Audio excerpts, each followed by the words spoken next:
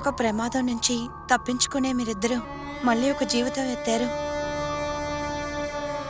ఈ యాక్సిడెంట్లో నువ్వు కోల్పోయినంత ఎవరూ కోల్పోలేదు.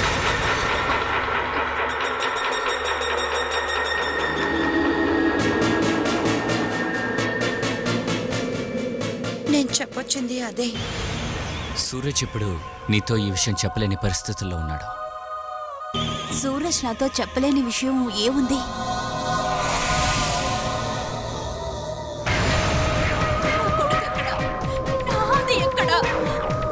చెప్పు ప్రీతి. మీ కొడుకు తిరిగి రాడు. నా కొడుకు తిరిగి రాడా? చెప్పు, వాడెక్కడున్నాడు? ఎక్కడున్నాడు?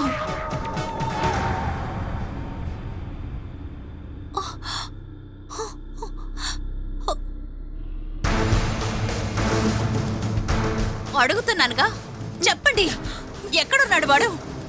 నా కొడుకు ఎక్కడా? మీ మనసు బద్దలైపోయి ఒక నిజం చెప్పబోతున్నాను. అది ఈస్ నో మోర్.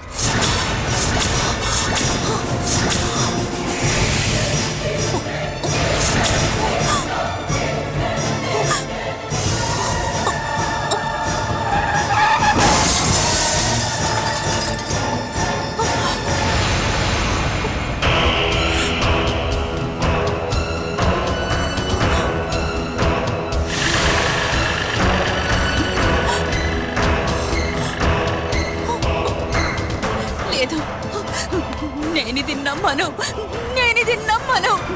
నా కొడుకు చనిపోలేదు. నా కొడుకు చనిపోలేదు. లేదు, నా కొడుకు చనిపోలేదు. నా కొడుకు చనిపోలేదు. లేదు, నేనిది నమ్మను. లేదు, నా కొడుకు చనిపోలేదు.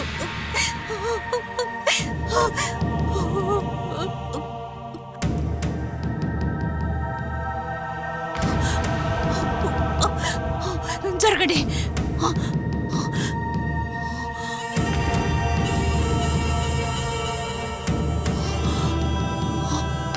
నా బిడ్డని చంపేశావు కదా, నువ్వు నా బిడ్డని చంపేశావు కదా. నిన్ను వదల్లో. నా బిడ్డని చంపేసి ఆ నిజాన్ని దాచేసావు కదా. నిన్ను వదల్లో, నిన్ను వదల్లో.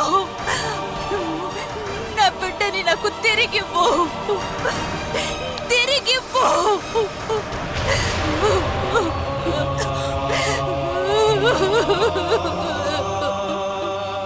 మీరెప్పుడు వాడిని ద్వేషించారు. వాడిప్పుడు లేకపోయేసరికి మీకు తృప్తిగా ఉంది కదా? లేదు చెమ్మెలి, నాకు బాగా తెలుసు. మీరే వాడిని చంపారు. నాదిని చంపేశారు కదా. నాకు తెలుసు, మీరందరూ కలిసి నాదిని చంపేశారు. ఎందుకు ఎందుకు వాడిని చంపారు? చెప్పు. ఎందుకు నాదిని చంపారు? చెప్పు.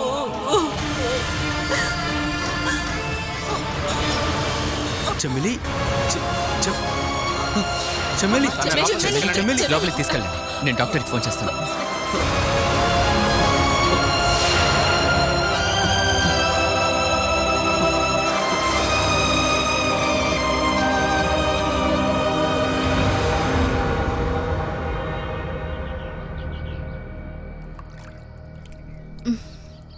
అమ్మా, అమ్మా, అమ్మా బాలా.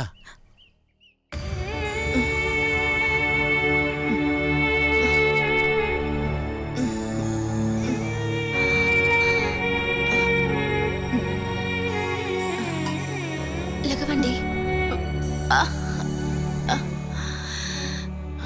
నేనొచ్చి చాలాసేపు నుంచి లేపుతున్నాను. నువ్వు లెగట్లేదని కొంచెం నీళ్లు నేనే చల్లానమ్మా. మీ సౌండ్ వినిపించే నేను కూడా వచ్చాను. ఇకపైన మీరు ఇక్కడుంటే బాగోదక్కా. దయచేసి లోపలికి పదండి. కావాలంటే ఇక్కడ భోజనం ఉందా? భయంతో మీరు ప్రశాంతంగా పడుకోగలుగుతున్నారా? ఇక్కడే మీరు చనిపోయినా ఇక్కడే మిమ్మల్ని పాతేస్తారు, లేకపోతే చెరువు పక్కన మిమ్మల్ని పాతేస్తారు. అందువల్ల చెప్తున్నాను. బాలసుధకి అమ్మ, నాన్న, సోదరులు ఉండేవారు. ఆ బంధం వద్దనుకునే నన్ను గుహలోపలికి పంపించారు. ఇప్పుడు పెళ్ళయి సంవత్సరం కాబోతోంది. ఈ సంవత్సరాన్ని తలుచుకుంటే ఒక సైతాన్ గుహలో ఒక జన్మంతా హింసలని తట్టుకుని బతికినట్టు అనిపిస్తోంది. నేను అనుభవించిందంతా ఎవరికి చెప్పుకోను. చెప్తే ఎవరైనా నమ్ముతారా? ఇవన్నీ తట్టుకునే అపురూపమైన భార్యలుంటారు. వాళ్ళందరూ ఇప్పుడు నోరు తెరిచి ఒక్క మాట కూడా మాట్లాడలేరు. మనం అనుభవించేదంతా అబద్ధం అనుకునే కాలం ఇది. కన్న తల్లికెదురుగా వెళ్ళి బోరుని ఏడ్చినా కూడా ఆవిడ నమ్మదు. హింసలన్నీ కలిపి చెప్పే ఒక కట్టుకథగానే అందరూ నా జీవితాన్ని చూస్తారు. అలా కాదు అని నిరూపించడానికి నా దగ్గర ఎటువంటి సాక్ష్యాలు లేవు. నేను బాధపడ్డం చూసి దిగులు పడ్డానికి నాకీ భూమి మీద ఎవ్వరూ లేరు. ఒంటరిగానే పోరాడతాను. మీ ఇంటికి వెళ్ళుంటే ఇలాంటి సమస్యలన్నీ రావు కదక్కా. అది నా ఇల్లా? పుట్టినిల్లు మెట్టినిల్లు ఆడదానికి సొంతం కాదు. అదెప్పుడు మగవాళ్లదే. వాళ్ళు చెప్పేదే ఆ ఇంట్లో జరగాలి. అత్తారింటికి వెళ్ళిన ఆడదానికి చెప్పుకోవడానికి ఇల్లనేది ఉండదు. అదే ఇందులో ఘోరం.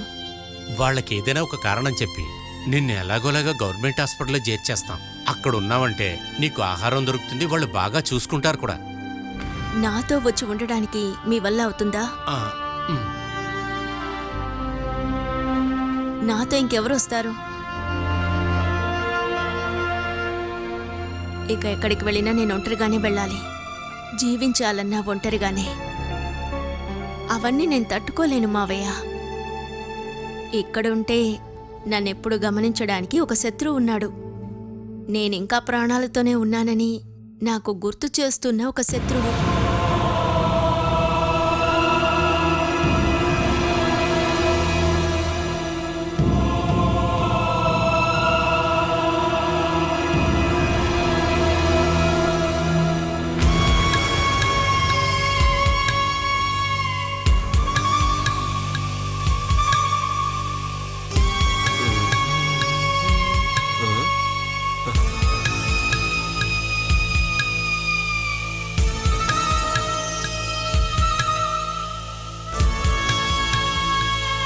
రేయ్, నువ్వేంట్రా బంగారం ఇక్కడ కృష్ణుడి పోజులో నిలబడి ఉన్నావు?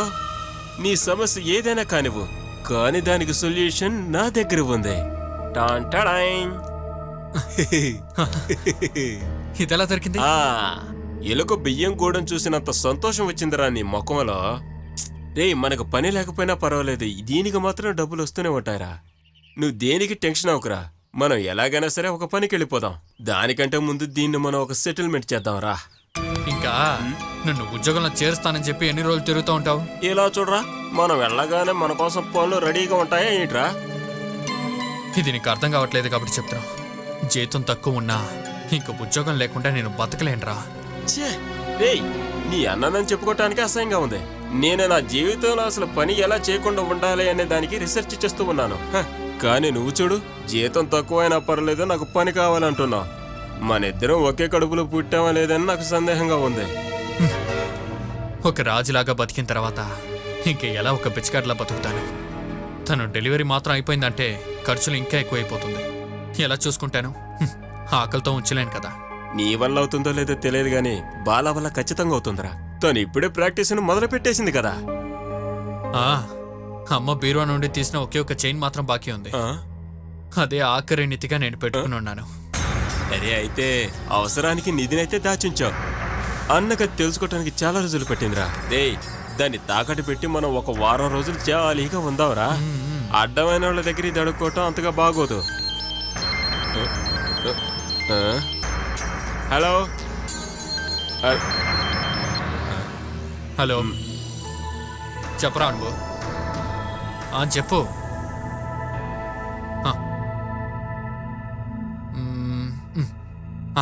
అదంతా వెళ్తాను రా. హే, నీకు తెలుసు కదా,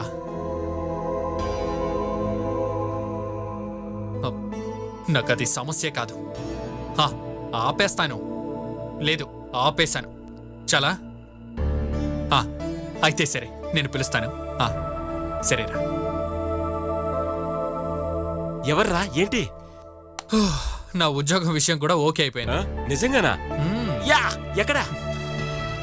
పక్కూరులో ఉన్న ఒక ఫర్టిలైజర్ కంపెనీ అంట. మగాడు ఏ కంపెనీ? ఏయ్, ఈ ఎరువు తయారు చేసే కంపెనీ అంటరా. అయితే నీ పక్కూరికి వెళ్ళాలా ఏంటి? మ్మ్. నెలకొకసారి అక్కడికి వెళ్తే చాలు.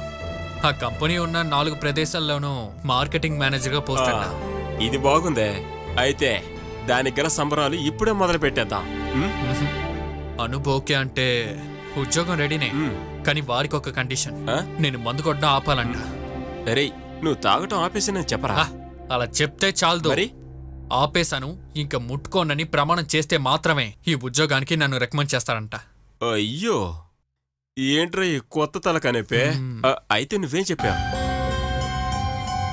నాకిప్పుడు కావాల్సిందంతా ఉద్యోగం మాత్రమే.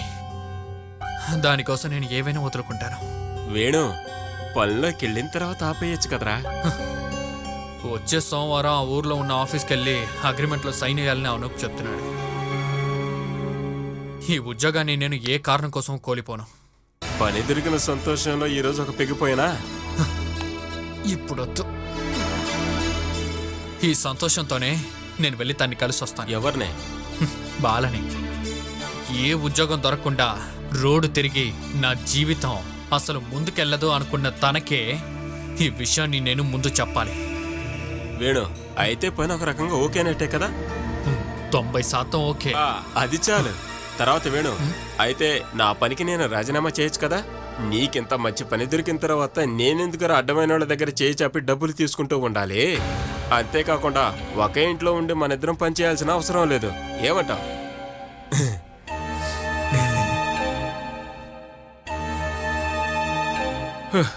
ఇక పైన పని చేయాల్సిన అవసరం లేదనుకుంటా.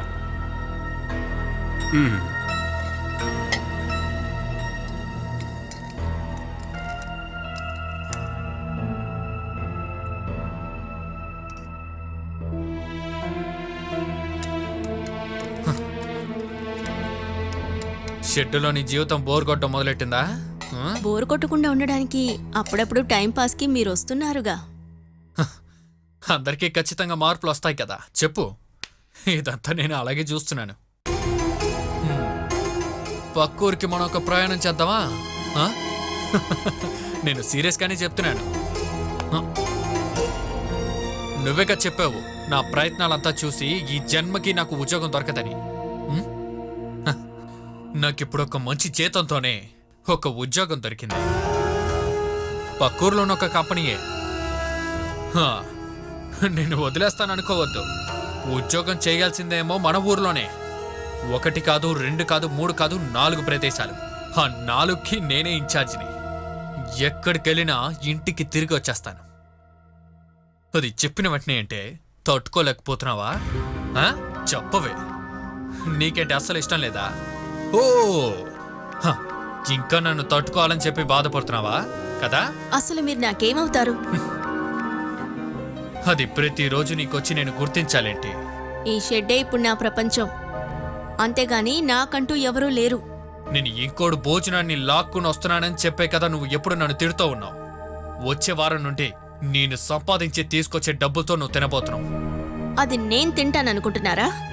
ఒకవేళ అది తిన్నా నాకు వాంతులే అవుతాయి. ఒంటికి అంటదు. ఏంటి నేను మాట్లాడితే నన్నే ఎదిరించి మాట్లాడతావా? వదలవయ్యా, సిగ్గులేదు? ఎన్ని దెబ్బలు కొట్టినా నేనేమీ అనడం లేదనే కదా నువ్వు ఇష్టం వచ్చినట్టు నడుచుకుంటున్నావు. నేనెందుకే సిగ్గుపడాలి? నిన్ను కొట్టడానికో తన్నడానికో నేనెందుకే నటించాలి? అది నా హక్కే. తనకి చెప్పొస్తానే కదరా ఇక్కడికి వచ్చి ప్రాణాలతో ఉండాలి. ఎన్నో చోట్లకి తిరిగిన తర్వాత ఈ పని దొరికింది. అంత లోపల ఈ అమ్మాయిని కొట్టి పోలీస్ స్టేషన్ అని తిరుగుతూ ఉన్నావనుకో పనికే వెళ్ళలేవు. నీకు దొరికిన పని కూడా అలాగే పోతుంది. ఇటువంటి మనిషికి అసలు ఎవరు ఉద్యోగం ఇచ్చింది? మాట్లాడుతూనే ఉంటుంది లేరా. నువ్వు దాన్ని అంత పట్టించుకోకు. మీరు వదిలేండి బావా. నన్ను కొట్టాలంటే కొట్టి చంపనివ్వండి. అన్నిటినీ సహించుకొని నేను బతుకుతున్నది ఈ ప్రాణం బయటికి రావడం కోసమే. ఆ తర్వాత ఈయన పెట్టే హింసలకి నేను ఊరుకోను. ఇన్ని రోజులు నీ పొగరత తట్టుకునేది నాకు ఉద్యోగం లేదు కాబట్టి ఇంకా అలా ఉంటానని ఎదురు చూడకో. నువ్వు ఎలా నా మాట వినేలా చెయ్యాలో నాకు బాగా తెలిసే. ఒక్క వారం నేను నీకు టైం ఇస్తున్నాను.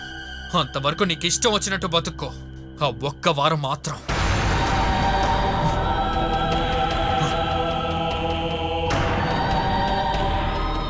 ఊరికే ఏదో ఒకటి మాట్లాడి వాడికి ఎందుకు కోపం తెప్పిస్తావమ్మా? ఏమా నీకేమైనా పిచ్చా? అవును, ఇతనితో జీవించి నేను కూడా పిచ్చిదానయ్యాను. తర్వాత నేను ఒక విషయాన్ని చెప్తాను. వస్తున్నావా లేదా? ఇదిగో వస్తున్నా. అమ్మా, ప్రసవం అయ్యేంత వరకు వాడి చేతుల్లో తన్నులు తినకుండా బ్రతకడానికి ఆలోచించు. వేణు వెళ్ళకో, ఇదిగో వస్తున్నాను.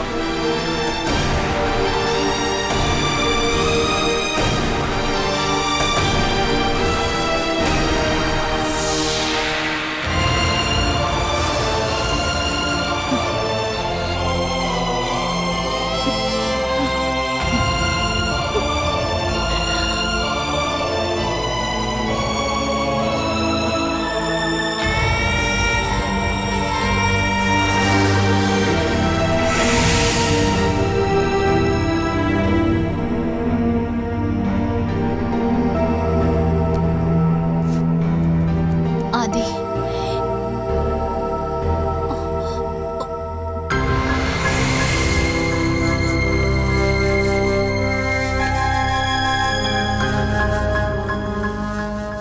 ఇప్పుడు లేచినా సరే 6 గంటల్లో మళ్ళీ కళ్ళు తిరుగుతాయి ఆవిడికి. ఏం టెన్షన్ అవ్వకండి.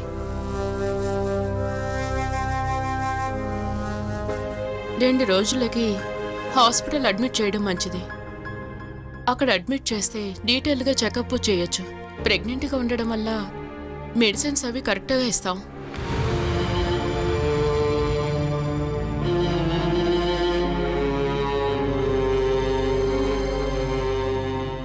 ఇప్పుడు నిద్ర లేచాక కొంచెం తేడా ఉంటుంది. అయినా సరే హాస్పిటల్కి తీసుకెళ్ళడం మంచిది.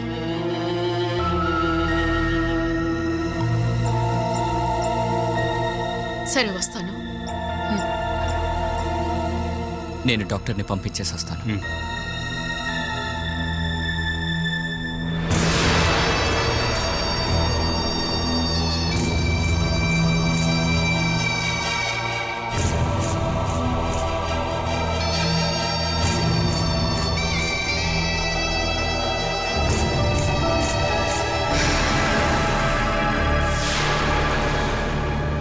నేను అక్కడ ఉండడం వల్ల చెప్పలేకపోయాను. ఈ వైలెన్స్, కోపం అది ఆ అమ్మాయిని బాధించే కన్నా బిడ్డనే బాధిస్తుంది. జాగ్రత్తగా చూసుకోండి. చేతికి దొరికితే దాంతో మిగతా వాళ్ళని గాయపరచడం మాత్రమే కాదు, తనకు తానే గాయపరుచుకోగలదు. ఓవర్ స్ట్రెయిన్కి తను ఇంతకు ముందే ట్రీట్మెంట్ తీసుకుంది. ఎస్, మీరు ఈ విషయాలని నాకు ముందే చెప్పడం వల్ల నేను ఇప్పుడు గుర్తు చేశాను.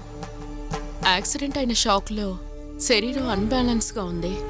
ఎంత రెస్ట్ తీసుకున్నా సరే సరవడానికి తనకి 1 నెల అవుతుంది. ఇప్పుడు బిడ్డ చనిపోయిన జ్ఞాపకం ఉండడం వల్ల మెంటల్ స్ట్రెస్ కూడా ఎక్కువ అవుతుంది. ఇలాగే ఉంటే కొన్ని సమయాల్లో అదొక అబార్షన్గా మారే ఛాన్సెస్ కూడా ఇప్పుడు ఎక్కువగా ఉంది. ఈ సమయంలో అలా అయితే వాళ్ళకి చాలా క్రిటికల్ అవుతుంది. బిడ్డకు జరిగే నష్టమే కాదు, తల్లి ప్రాణాలు కూడా ప్రమాదంలో పడే అవకాశం ఉంది.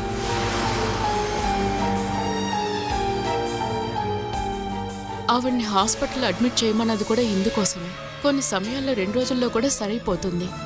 కానీ మనం అలా ఎదురు చూస్తూ ఉండలేం కదా. నేను సూరజ్తో మాట్లాడతాను. ఈ విషయంపై నిర్ణయం తీసుకోవాల్సింది తనే. Okay, bye. Thank you doctor.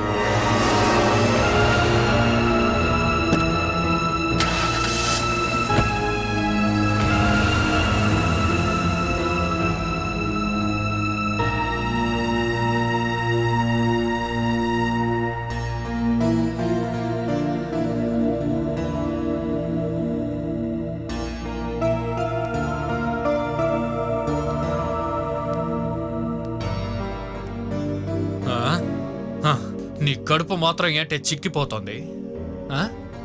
ఈ గుడ్డలు మొత్తం ఉండ చుట్టి నీ కడుపులో పెట్టినట్టుంది. ఎందుకు ఇంత చండాలంగా ఉన్నావు? మా ఇంటి నుంచి వచ్చేటప్పుడు నేను ఇలా లేను. నేనిలా అయినందుకు కారణము మీరే. బిడ్డ కదలడం మొదలెట్టిందా? ఇప్పుడు ఎన్ని నెలలైంది? నేను రోజులు నెలలు నోట్ చేసుకోలేదు. టైం వచ్చినప్పుడు ప్రసవిస్తాను.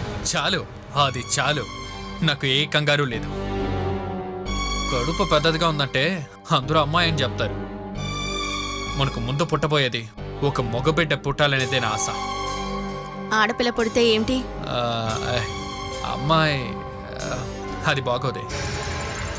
మిమ్మల్ని కన్నది కూడా ఒక ఆడదేగా, లేక మీరేమైనా ఆకాశం నుంచి ఊడిపడ్డారా? మీకు జన్మనివ్వడానికి, మీకోసం జన్మనివ్వడానికి ఆడది కావాలి. కానీ ఆడపిల్ల పుడుతుందంటే మీకు నచ్చదు. నీలాంటి ఒక పిల్ల పుట్టిందంటే మీలాంటి మృగం చేతుల పడకుండా ఉంటే తను సంతోషంగా ఉంటుంది. హ, నీలాంటి ఒక పొగరుబోతు పిల్లని పెంచడానికి నాకు అసలు ఆశ లేదు. పుట్టేది ఆడపిల్లే అయ్యుండాలని నేను ప్రార్థిస్తాను.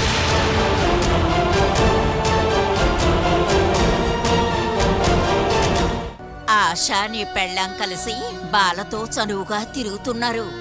అయ్యయ్యో అనిల అలాగేమీ చేయదమ్మా. ఏయ్, నువ్వు దాన్ని సపోర్ట్ చేయకు. నేను చూస్తున్నాగా, ఇంతకు ముందు లేని ప్రేమ ఇప్పుడు వాళ్ళ మధ్య ఉంది. ఉందా? ఊరికే అలా బయటకు చూపిస్తూ ఉంటుందమ్మా. తను గర్భిణీతో ఉండటం వల్ల అందరూ అలా సహాయం చేస్తూ ఉంటున్నారు. అదేం వద్దురా. వాళ్ళ ముగ్గురు ఒకటయ్యారంటే మొదటికే మోసం. ముగ్గురు ఒకటయ్యారంటే ఏం జరుగుద్దో నీ చెప్పక్కర్లేదు, నీకు తెలుసుగా. ఇదంతా నాకు తెలియదా ఏంటమ్మా? నానెక్కడ అనుభవించేది నేను చూస్తూనే ఉన్నానుగా. ఏ? లేదు, నేనేదో ఉదాహరణకి చెప్పానమ్మా. అనిల మీద ఒక్కరినే సుంచు. నీ వల్ల కాదంటే చెప్పు, ఏం చెయ్యాలో నేను చూస్తా. అనిల ఇక బాల విషయంలో తలదొరచకుండా నేను చూసుకుంటాను. ఆశ బాల వాళ్ళ చుట్టాలమ్మాయి. సుమేష్ తో చెప్పి ఆశ సంగతి చూడమంటాను. ఇలా చేసి వాళ్ళ దగ్గర అయితే గెంటేద్దాం.